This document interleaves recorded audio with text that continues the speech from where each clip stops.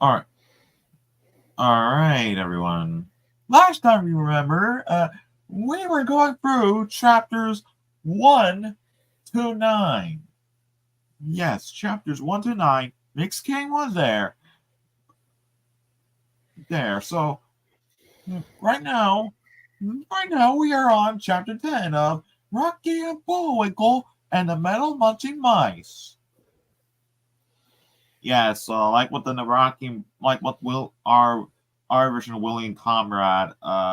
We welcome back to part 2, the Bugs and Mickey Storytime episode with friends, where we read Rocky and Bullwinkle and the Metal-Munching Mice. This is part 2.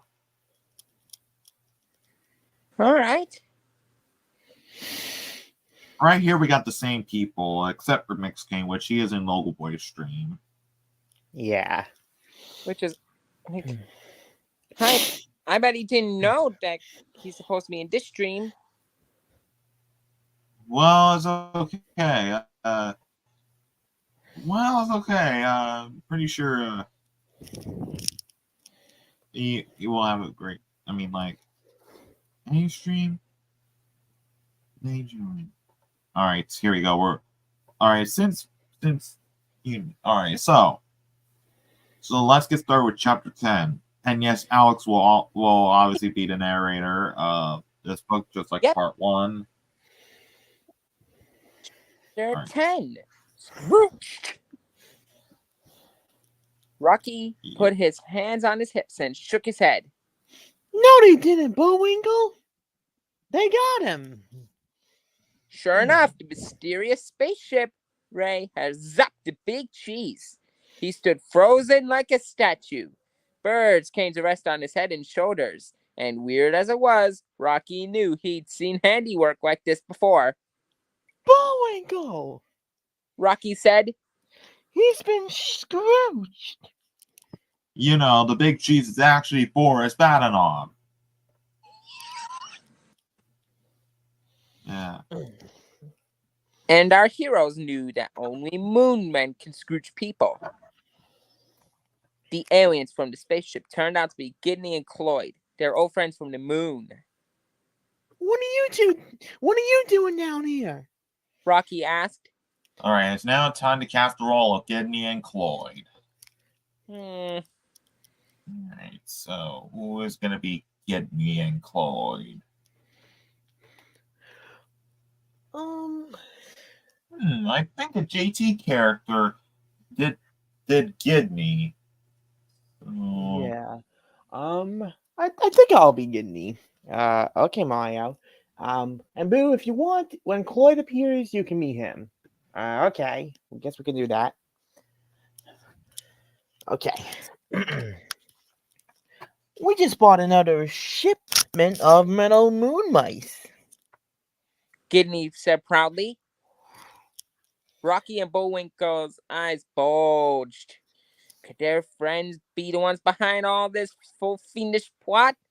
They don't think so. Rocky and Bullwinkle quickly explained what the metal mice had been doing on Earth. That's dreadful, Cloyd exclaimed. We had no idea the mice were going to be used this way. Gidney added. There was only one thing to do. What thing that they meant be? Let's go talk to the big cheese, Gidney. Cloyd said. Don't you remember? Gidney said. You scrooged him. And so our friends settled down next to the big cheese to wait for him to get unscrooged. But little did they know, however, that the big cheese they had scrooged, also known as Boris Badenov, was safe and sound. What was actually in front of him was a cardboard cutout. Boris and Natasha were just winding up more mechanical mice for another attack. All right, so now we got Natasha. All right, so what do we get for Natasha? Excuse me, guys. Am I late? Oh, Vanna, how are you doing? My good old friend of mine. I am doing good, Azola. Wait, what are we doing? We're reading Rocky and Bullwinkle on the Metal-Munching. Nice. Oh, nice. So, who do I want to be? You be Natasha. What? You be Natasha. Just like the other time? Yeah, maybe perfect for you to come back in to do the role of Natasha. Alright, I guess so. Alright, here we go for this. What did you do with Blackout tonight, darling?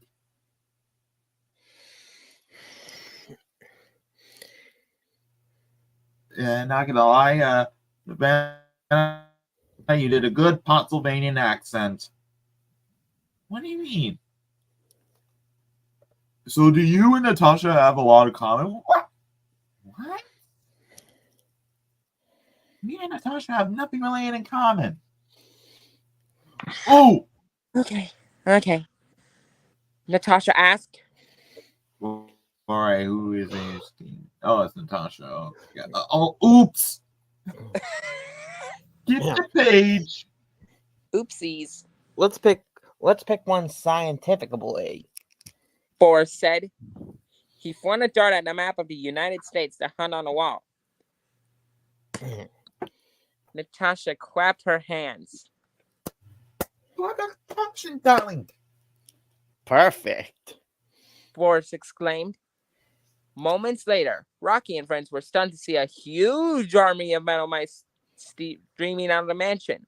They trampled on the big cheese as they headed for Podunk Junction. And that's when Rocky and his friends realized that the big cheese they had been waiting for was just a cutout. Come on! Rocky called. We'll take the shortcut and head him off. Where do we head? Where do we head him off? Clyde asked. Where does anybody head anybody off? Gidney said. At the pass. The others shouted. Yes. Right. So now we got to chapter 11. The Pied Piper of Frostbite Falls.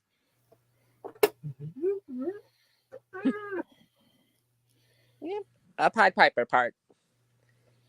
A short while later, a short squirrel, a tall mouse, and two short moon men stood shoulder to knee to shoulder across. Oops! You said mouse, not moose. Oh, my second blooper. Oh my God. Sorry, moose. A tall moose. Let's try that again. Take two. A short while later, a short squirrel, a tall moose, and two short moon men stood shoulder to knee to shoulder across the narrow pass. And then they heard a heart-stopping sound. The sound of thundering metal footsteps. A stampede of metal-munching monster mice was heading straight towards them. But at the last minute, something odd happened. The mice turned around? Huh. Doggone it. Bullwinkle cried. It never happens like this in the cowboy pictures. But sure enough, the moon mice had taken the expressway instead of the pass. And with no one to stop them, they soon stormed into the little town of Podunk Junction. Oh, sound effect time! Oh, here we go with the sound effect again. Hold on. Let me add them. I think Okay, add music. I think you need to add another sound effect though for Chomp.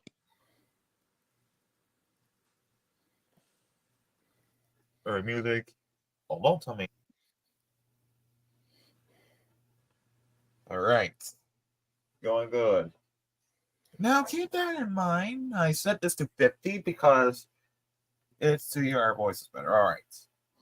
Okay. Here we go. I'm going to play it again.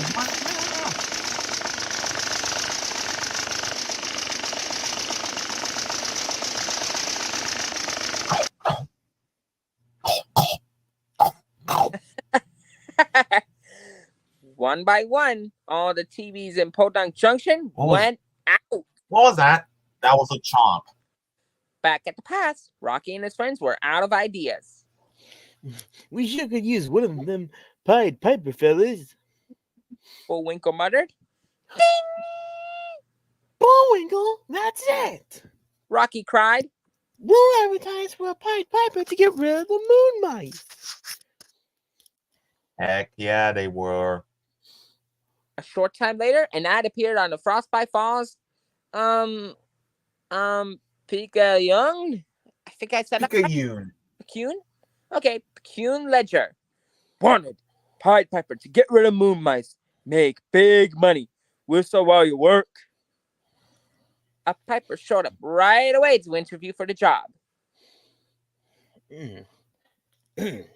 Allow me to introduce myself. This is me, Luigi, and I will be voicing the short man with the small black mustache. Makes sense. Anyways, said the short man with the small black mustache. I'm Rafan Rat Chase Moth at your service. The man looked an awful lot like Boris Badenoff again, but our trusting heroes didn't suspect a thing. Okay, Mr. Chasemoff.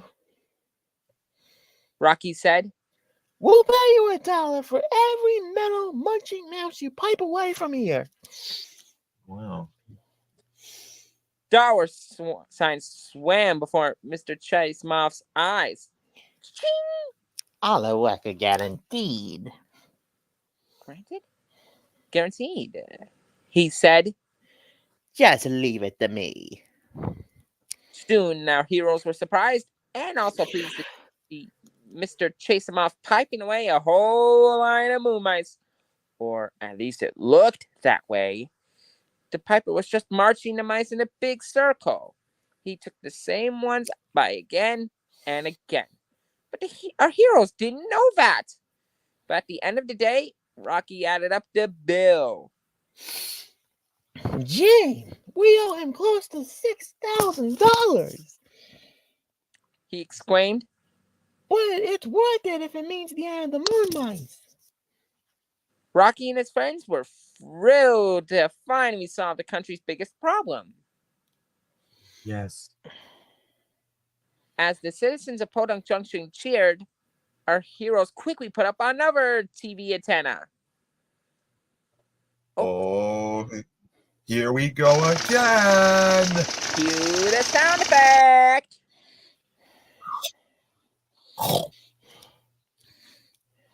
But the celebration lasted about 10 seconds before a huge Metal-Munching mouse chopped the whole thing off. I thought you said your work was guaranteed. Rocky complained. The mouse piper shrugged. But I didn't say positively. Now Rocky and Bullwinkle were really down. It looked as there was no way to win now. Why'd you fellas bring all these mice down here anyway? Bullwinkle asked his moon friends. Yeah. It wasn't our idea. Gidney said. Mr. Big said they were going to be used as messengers. Mr. Big! There was a sentence we skipped. Oh. You said it before. There's Cloyd explained. Okay. Let's try that again. Mr. Big said they were going to be used as messengers. Cloyd explained. Mr. Big! Rocky and Bullwinkle exclaimed. You know him? Cloyd asked. But they sure did. Mr. Big was Boris Badenoff's boss. Wait, Rocky... I thought Fearless Leader was Boris Badenoff's boss. The more you know. Oh, I get it. Rocky and Bullwinkle told Gidney and Cloyd of their terrible experience with the sinister Mr. Big. The last they had seen of him, he had tried to steal a chunk of the anti-gravity metal Upsidasium. Then he fell into outer space. We know Rocky. Cloyd said. He made a dead center hit on a moon crater. He's been running things up there ever since. Now, things looked hopeless. How could they fight somebody on the moon?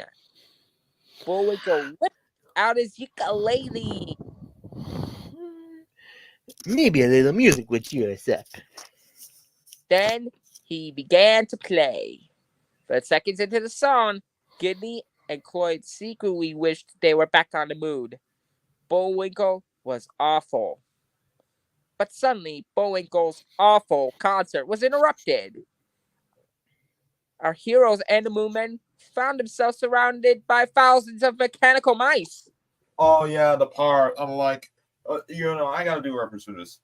Gee, I'm feeling very low. Yeah, your tail. Cause I'm facing my TV set in its bus. Oh, cheer up, Rock. Bucky, I found my old ukulele. Let me regale you with a ditty. No thanks, Bullwinkle. And then Bullwinkle sings the Gordon Light, but rainy day people always seem to know when it's time to call. Bullwinkle!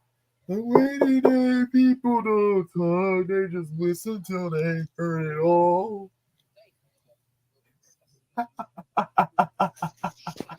I had to make a reference to that one video called Bullwinkle Thinks Gordon Lightfoot. And that's a good reference at that. Yeah. All right, next page. Chapter 12, Moose Music. And what was more shocking, the mice began to clap. They loved Bullwinkle singing. Bullwinkle! Rocky exclaimed.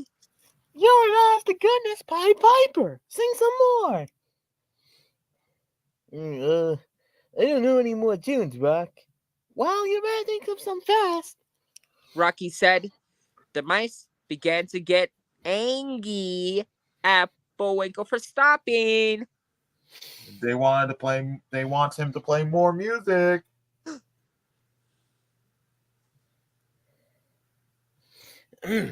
Anyways, quick, Bullwinkle! Rocky cried. Sing something! But the flustered Bullwinkle blurted out the only song he could think of. Three blind mice, see how they run. Not that one, Bullwinkle! Rocky whispered. How come? Bullwinkle whispered back. Don't you remember the middle one? Bullwinkle thought of a minute. You mean the part about cutting off their tails? Uh-oh, sound effect again.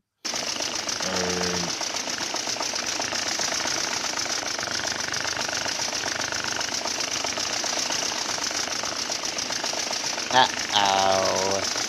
Cloyd said. Now you've done it. Pick another song before we're munched. Gidney cried.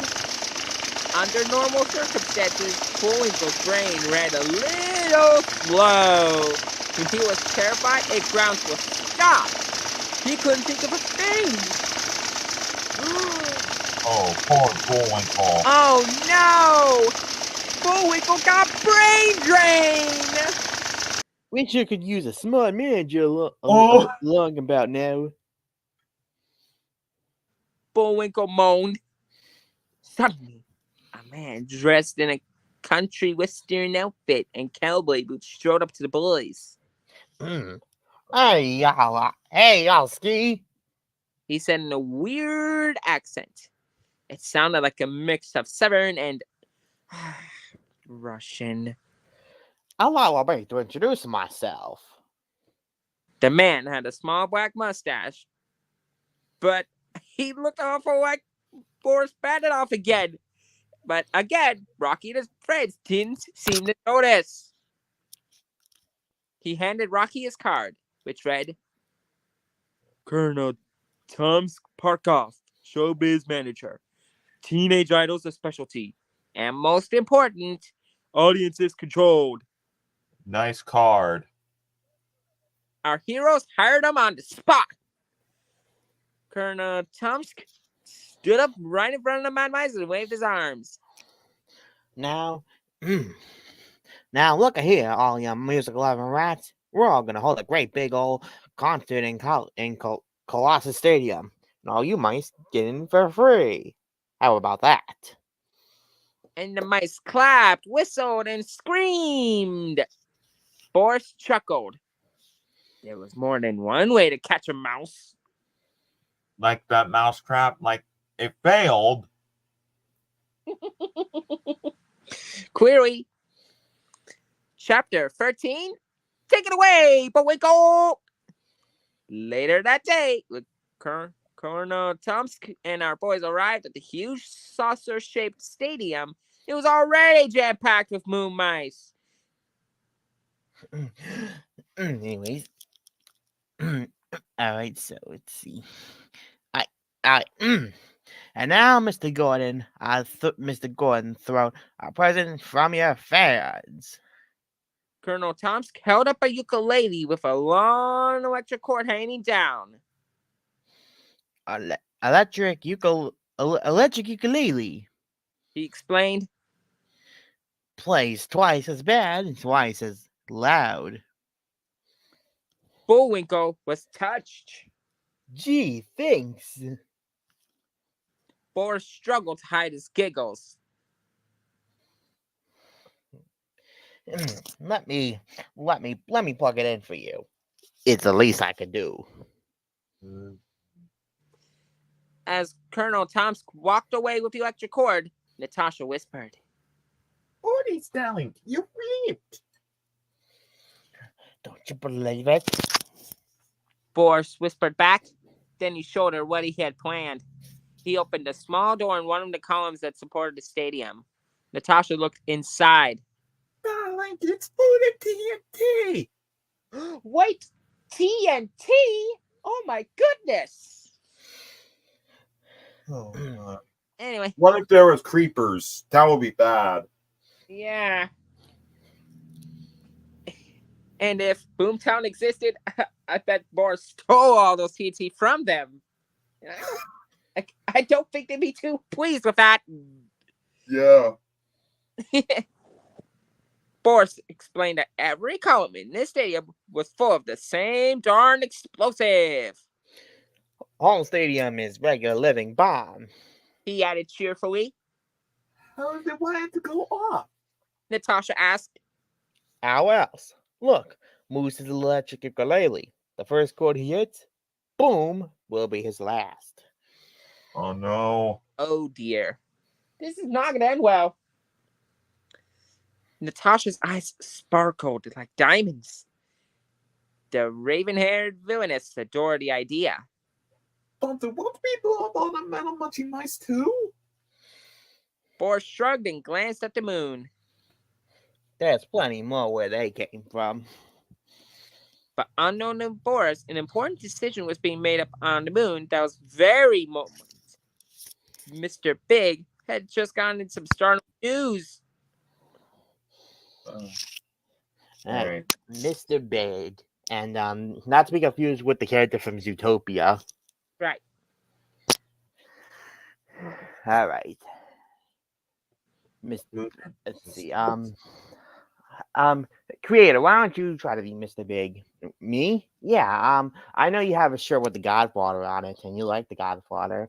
Yeah, the Godfather is a good movie, so maybe I'll try to give Mr. Big an Italian, kind of like almost an Italian accent, like Victor, one of the characters from the Godfather.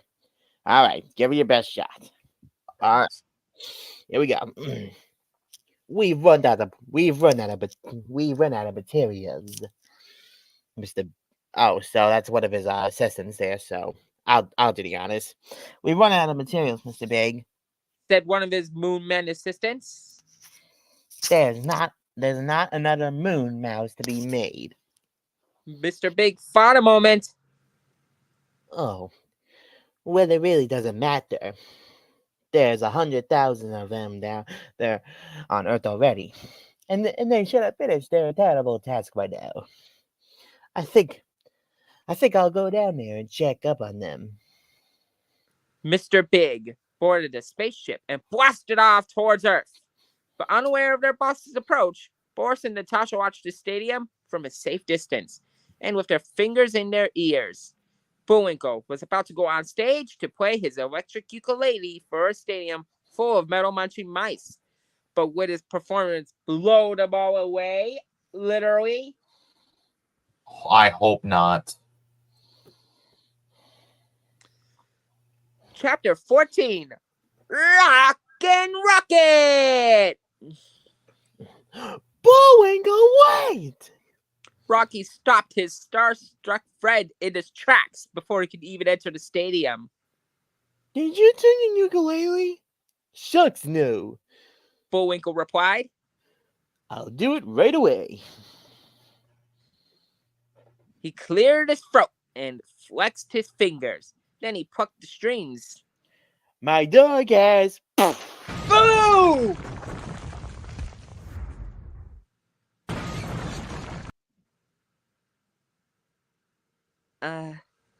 Well...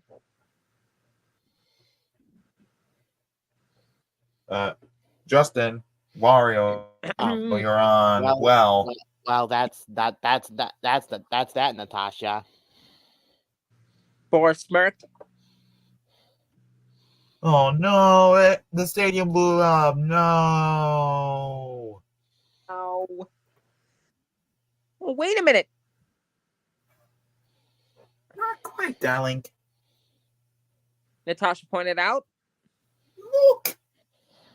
The stadium didn't actually blow up.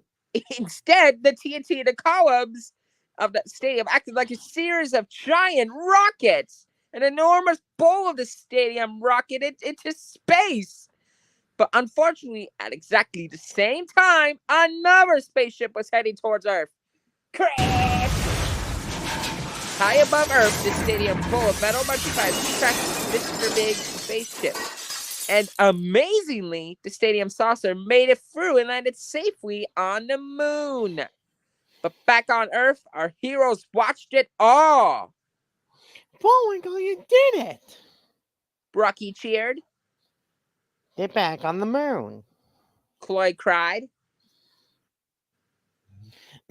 Oh, phooey. Boris spat. His wonderful, awful plot was ruined. But just then, Natasha poked her comrade in the ribs. Oh boy. Look, we see it, darling. Boris's eyes nearly popped out of his head. Mr. Big.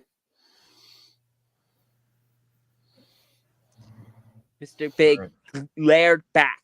He had popped down to Earth, expecting to see that Boris and Natasha had taken over the whole USA. But instead, he'd been run over in space by a flying stadium full of mice. And then he had crashed to Earth. He was not a happy boss. You know bad enough. He said. A funnier thing happened to me on my way to Earth this evening. So he dragged both Boris and Natasha off.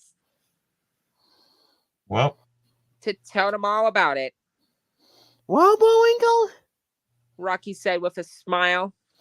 The Moon Mouse caper is over. The country is saved. Gidney cheered. Everyone was happy. Well, everybody but Bullwinkle. In fact, he was actually pouting. How come you're so sad? Floyd asked. Well, Bullwinkle said, sulking. I never did get to sing my song. Rocky patted his friend on the kneecap. Well, go ahead. Well, go ahead, Bullwinkle. We'll listen. Won't we, fellas? You bet, Rock. Gidney said. Are you crazy? Floyd hissed. Gidney grinned and showed his friend his secret. Look, earplugs. The end. That was fast. Wow! He didn't get to sing his song. Aw, man. Well, it's just a book, so it doesn't even matter. All right. Well, needless to say, that was the end of this final part. Wow, Jesus, it took like 29 minutes. Now 30 minutes now. That was fast. Anyway, thank you all. Anyway, thank you all for watching. Make sure you go like, comment, and subscribe. Make sure you go follow us on Twitter, Facebook, and Instagram. And the next book that we're going to be reading, we might choose one of the books on the Internet Archive again, because the next book we're about to be reading was well, it's to be determined whenever our creator wants to choose a book whenever he gets a chance. Well, maybe I can make a suggestion. Yeah, go right ahead. Put it on anyway. As what us say, we will see you all real soon. Bye-bye, docs. Yep, that's what me and Boo say. Thank you so much for watching our stream, and we all hope you enjoyed. We'll see you later, alligator. After a while, crocodile. I get it. All right, bye.